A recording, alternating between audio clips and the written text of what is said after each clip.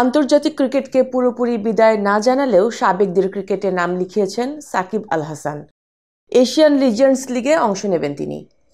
টি-20 ঘরানার লিগটিতে সাবেক বিশ্বসেরা অলরাউন্ডারকে দেখা যাবে এশিয়ান স্টার্সের জার্সিতে। 28 ফেব্রুয়ারি শুক্রবার রাতে দলটির সামাজিক যোগাযোগ মাধ্যমে বিষয়টি নিশ্চিত করা হয়। আগামী 10 মার্চ ভারতের রাজস্থানে শুরু হতে যাচ্ছে এশিয়ান লিজেন্ডস লিগ।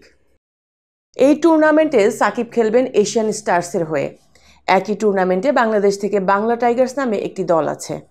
বাংলা টাইগার্সের নেতৃত্বে থাকবেন বাংলাদেশের সাবেক অধিনায়ক মোহাম্মদ আশরাফুল। এছাড়া বাংলাদেশ টাইগার্সের হয়ে খেলবেন তামিম ইকবাল, নাঈম ইসলাম, নাদিফ চৌধুরী, আরিফুল হক, জিয়াউর রহমান, শুভাগত হোম, তুষার ইমরান, ধীমান ঘোষ, মেহেদী মারুফ, আবুল হাসান রাজু, মুক্তার আলী, ইলিয়াস সানি, জুবায়ের হোসেন, শফিউল ইসলাম এবং মোহাম্মদ নাজিম উদ্দিন। এই টুর্নামেন্টের বাকি 3টি দল হল আফগান পাঠানস, শ্রীলঙ্কান লায়ন্স ও ইন্ডিয়ান রয়্যালস।